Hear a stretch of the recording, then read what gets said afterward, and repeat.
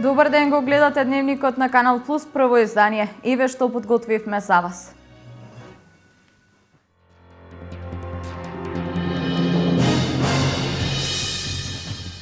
Државата со низа мерки за намалување на жртвите во сообраќајот ќе се зголеми контролата на возење под дејство на алкохол и наркотици и со употреба на мобилни телефони. Поддржи, не казнувај е глобална кампања за подигање на јавната свест за штети предизвикани од војната против дрогата. Денес е меѓународен ден против злоупотреба на дроги. Пакет мерки за решавање на проблемот со хиперпродукција на домати во државата, најави Министерството за земјоделство, ќе се субвенционира извозот и јакне конзервната индустрија.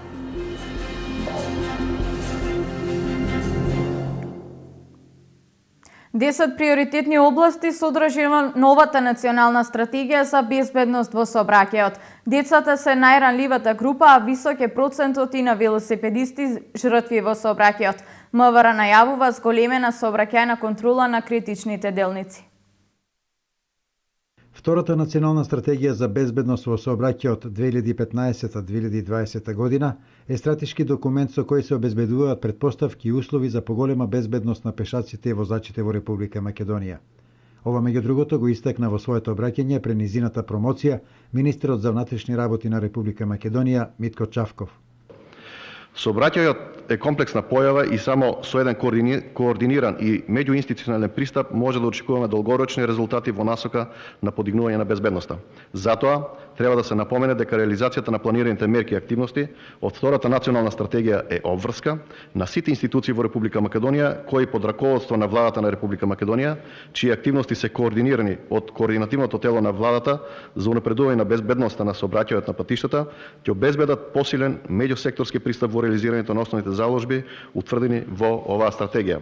Превентивните активности, координирани и поддржани со зачестените контроли на сообраќајната полиција и силната медиумска поддршка, придонесоа за задржување на трендот на намалување на сообраќајните незгоди и бројот на загинати во 2015 во однос на 2014 година, беше истакнато на промоцијата. Во таа насока и благодарноста од страна на Републичкиот совет за безбедност во сообраќајот за овој документ. Во изминатиот период, владата на Република Македонија даде силна поддршка како во однос на спроведувањето и поддршка на јавните кампањи и подигањето на јавната свест, така и во однос на институционалното залагање преку активностите на координативното тело за унапредување на безбедноста на сообраќајот на патиштата. Републичкиот совет за безбедност на сообраќајот на патиштата, консултирајќи ги сите надлежни институции, тела и органи во Република Македонија, изготви втората национална стратегија, така што денес имате можност да видите. Во наредниот период ќе биде неопходен меѓусекторски пристап во имплементацијата на втората национална стратегија за поголема безбедност во сообраќајот. Со донесувањето на втората национална стратегија, Република Македонија ја покажува својата посветеност за поголема и поефикасна заштита на сите учесници во сообраќајот. Главен предуслов за успешно постигнување на целите со новата стратегија за безбедност на сообраќајот на патиштата е сите заедно и секој поединечно да прифатиме безбедноста во сообраќајот како свое индивидуално право и лична одговорност. Полицијата во наредниот период ќе презема превентивни, но и репресивни мерки со цел помалку сообраќајки и помалку човечки жртви на патиштата.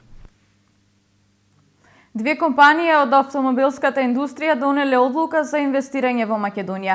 Финишираат активностите пред компаниите и официјално да ја објават своите одлуки до крајот на летото и да стартуваат со реализација.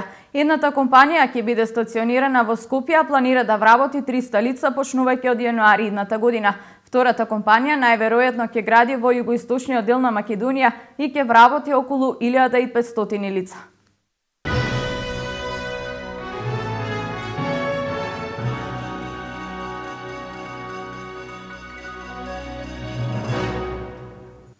Денес е 26 јуни, меѓународен ден на Обединетите нации против злоупотреба на дроги, но и ден за поддршка на жртвите од тортура. Целта е да се промовираат политики за борба против дрогата базирани на заштита на јавното здравје. Македонија треба да работи на јакнење на институциите за превенција и помош на наркозависниците. Злоупотребата на дроги и недозволената трговија денес е во центарот на вниманието на светската јавност. 26 јуни е меѓународен ден на Обединетите нации кои афирмираат и поддршката на жртвите од тортура. Глобалната војна против дрога е причина за учество и сплотеност на многу влади. Поддржи, не казнувај е глобална кампања за застапување за подигање на свеста на штети предизвикани од војната против дрогата, преку која здруженијата на граѓани од целиот свет бараат владите да воведат и промовираат похумани и ефективни политики кои се базираат на јавното здравје и човековите права. Здруженијето ХОПС, Опции за здрав живот Скопје, денес ја заврши видео кампањата која се однесува на децата кои употребуваат дроги, поддржана од 18 здруженија на граѓани, ставајќи акцент на децата кои употребуваат дроги и подсетувајќи на сите проблеми со кои се соочуваат децата кои употребуваат дроги во Македонија. При излегување од работа, при доаѓање во работа, ние ги гледаме децата секојдневно овде присутни меѓу нас. Со кеси в раце, нешто дуваат, се тетерават, поминуваме, ги одминуваме, коментираме, меѓутоа и ние, а и тие кои што имаат надежност нешто да превземат по ова прашање, не превземаат ништо. Очигледно дека системот не функционира. Факт е дека тие деца секојдневно се во потрага по дрога, факт е дека тие деца немаат соодветна лекарска грижа, факт е дури дека повеќето од тие деца воопшто немаат ни никаква документација, значи немаат здравствено осигурување, немаат можност да дојдат до лекување, а факт е и дека системот не овозможува соодветни програми за лекување и соодветна подоцна социјална рехабилитација и вклучување во општеството. Во Македонија не постојат точни податоци колку деца употребуваат дроги. ХОПС досега има контактирано 76 деца кои употребуваат дроги, од кои 32 се контактирани од јануари 2014 до сега. Најмалите деца со кои е контактирано се 3-годишно дете кој инхалира лепак и 8-годишно дете кој инјектира хероин. Како да се работи со овие деца, кај да ги носат кога ги фаќа криза, практично најте во 12 па викаат брза помош, па ги носат на клиника, па ги спуштат од клиника, па не ги прифаќат, па што да прават со... Министерството за здравство работи на подготовка на протокол за третман на деца кои употребуваат дроги, кој е во изработка од 2012 година и се уште не е усвоен. Македонските зелени пазари се презаситени со домати. Министерството за земјоделство излезе со пакет мерки за решавање на ваквата состојба со субвенционирање на извозот и со јакнење на конзервната индустрија.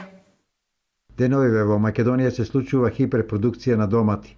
Во јавноста беа пласирани информации дека ваквата состојба покрај другото е резултат и на увозот на домати од соседна Албанија. Тоа најдобро можело да се заклучи од неформалната берза во Струмичко. Јас вчера бев во Струмица, таму е катастрофа. Катастрофа е, кванто е на нула. Па дури слушај му обети, вика во Струмица, вика земјотрес на земјоделските производи. И мислам дека треба да стреди. Кажуваат нешто увози од Турција, од Албанија, тоа патлиџано и... Но што за ова велат од Министерството за земјоделство? Се кажува дека имаме голем увоз од Албанија, дека го конкурираат нашето производство. Еве сега сакам да информирам со конкретни податоци, а тоа е од 1 јуни до сега нашите градинари имат извезено 6350.000 тони. А во истиот период увоз од Албанија е 88 тони. Па сега вие можете да видите колку албанското производство конкурира македонското. Ние треба да сватиме дека производството во Република Македонија на домати е толку големо што Македонија е многу мал пазар да го прими. Ако земеме еден куклиш, само е можда и премногу за Македонија да го снабди пазарот. Така да ние не треба да го гледаме македонскиот пазар на нашите земјоделци. И покрај зголемената понуда на одредени производи како што се доматите, на пазарите во Источна Македонија за сега цената на овој најбаран градинарски производ се уште е во рамките на подносливата за потрошувачите. Во Кочани и Виница, на пример, доматите се продаваат по цена од 20 до 30 денари, исто како на пазарот во Штип. Инаку денес на градскиот пазар во Штип, производ број 1 беше боранијата. По која цена? По 40. Пиперо 40. 10 динара е тоа бораничката. Како се троши? Слабо, не е баш како што. А од овошјето праските. Сорта Грени Шмит. Блага или кисел? Многу блага, слободно се ми пробај. По која цена? Цената е 20 денара. Примамлива цена за секој да може. Троши. Круша се троши онака. Добро е. За сега добро е. Па за натака Ден и за сок. Не, ова е за сок. Да, за сок. Рано е за сок, бе, господине. Ова е само за јаден, се конзумира за јаден. Ова година. Има ли праски ова? Има доста и оштетено праска од град. СВР Штип поднесе кривична пријава против управителката на Петров хит Дойл Кучани и против правното лице поради основано сомнение дека сториле кривично дело даношно затајување. Пријавената во текот на 2014 година како управител на Петров хит со намера да одбегне делумно плаќање на персонален данок и данок на додадена вредност, давала лажни податоци за приходите на компанијата, со што го оштетила буџетот на Република Македонија за 192.619 динари.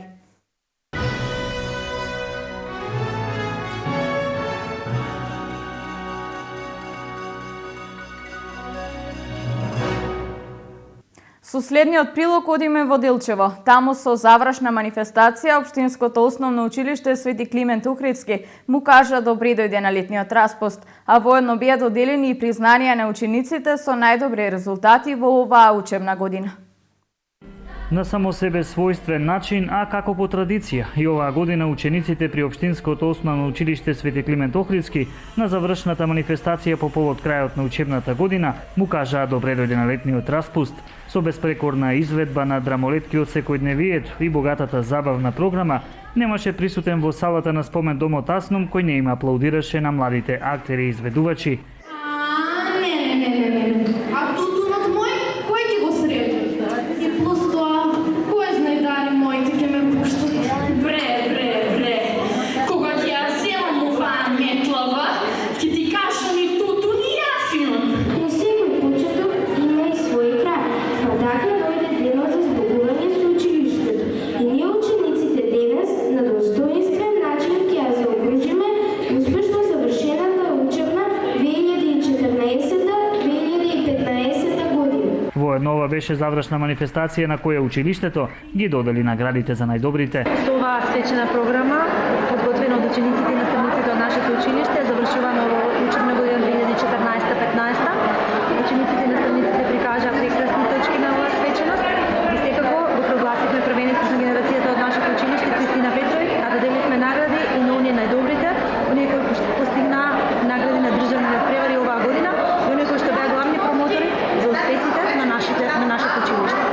Инаку Општинското основно училиште Свети Климент Охридски од Делчево оваа година го напуштија над 80 полуматуранти, но останатите кои што ќе продолжат од идната учебна година да учат во ова училиште, си дадоа завет дека ќе ги повторат резултатите на своите врсници.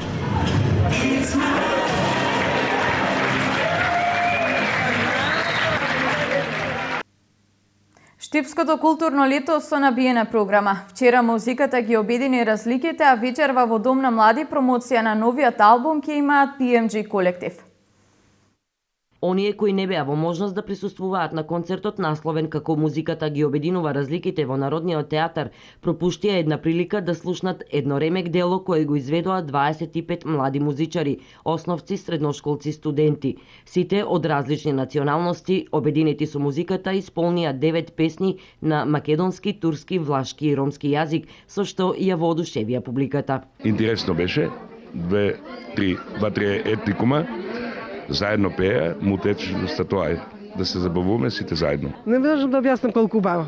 Многу воодушевена сум.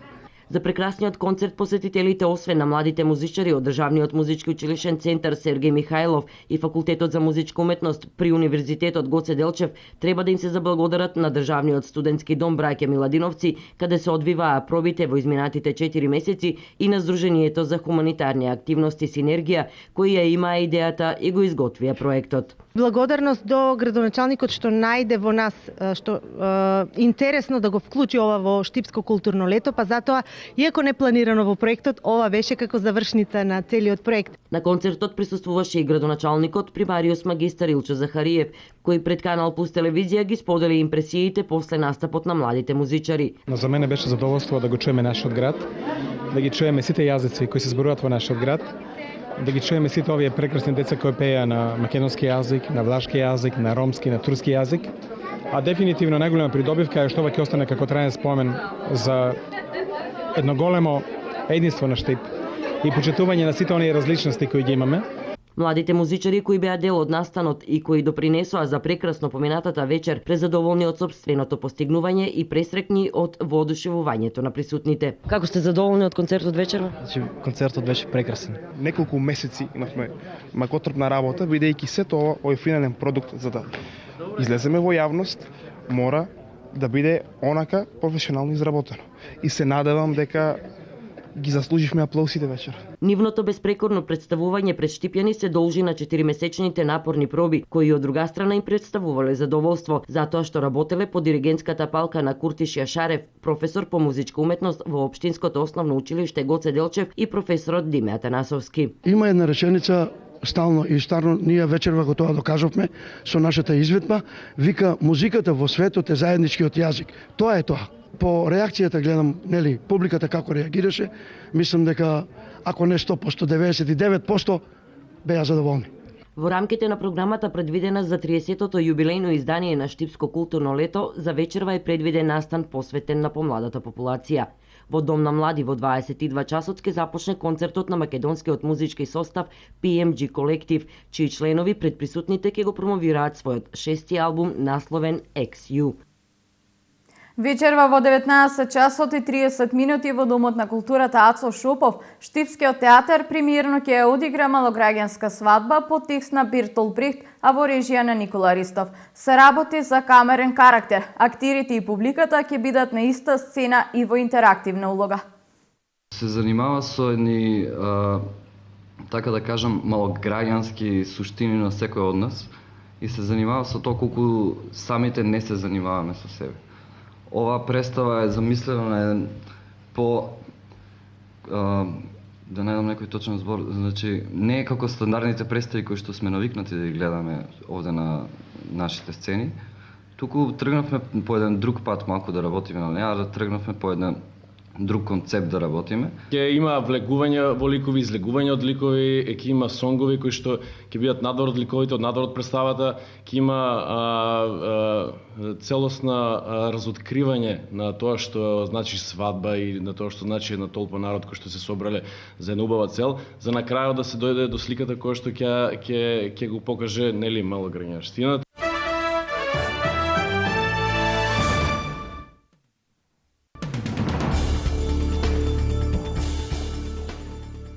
Две лица загина, едно е тешко повредено во авионска несреќа која се случила во Каштел кај Сплит, Хрватска. Мал спортски авион во кој се ногеле 3 лица од се уште неутврдени причини се урнал пред самата плажа на која имало голем број туристи и капачи. Едното тело било пронајдено веднаш, додека нуркачките екипи телото на вториот загинат го пронашле во морските води. Лекарите се борат за животот на третото лице кое е во тешка здравствена состојба.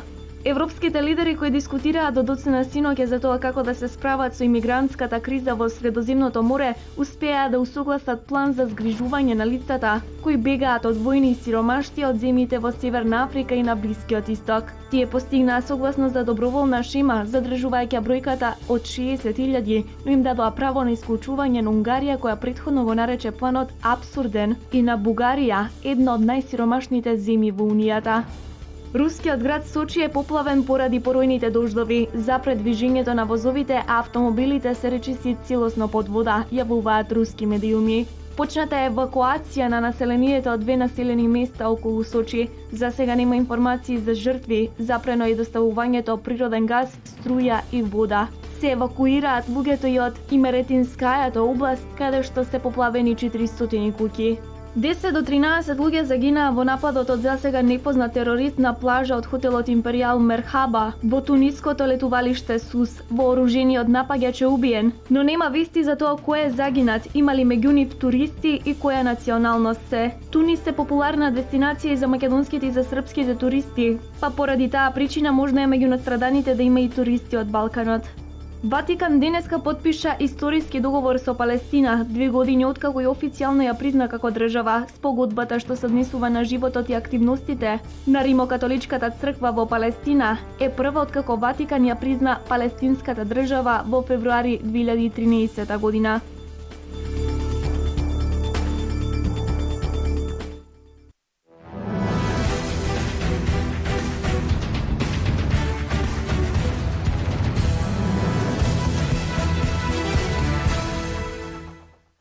По кратка пауза од успешната пролетна сезона, фудбалски клуб Брегалница на градскиот стадион во Штип го имаше првиот тренинг за новата прволигашка сезона. 22 фудбалери во клубот ќе продолжат со истото темпо како и досега. Освен голманот Филип Гачевски, кој имаше фантастична пролет во редовите на Брегалница, кога успеа да сруши рекорд и да стигне до 912 минути без примен гол. Овој подвиг го привлече вниманието на црвено-црните, кои сакаат да го имаат најдоброто од Македонија во своите редови. Гачевски потпиша 3-годишен договор во нетрофениот македонски клуб. За новата сезона фудбалски клуб Брегалница ќе има подготовки кои ќе се одвиваат до 16 јули во Штип, а подоцна ќе заминат на 10-дневни подготовки во Банско Бугарија. Шефот на стручниот штаб Владко Костов најави и 3 контролни средби до почетокот на првенството.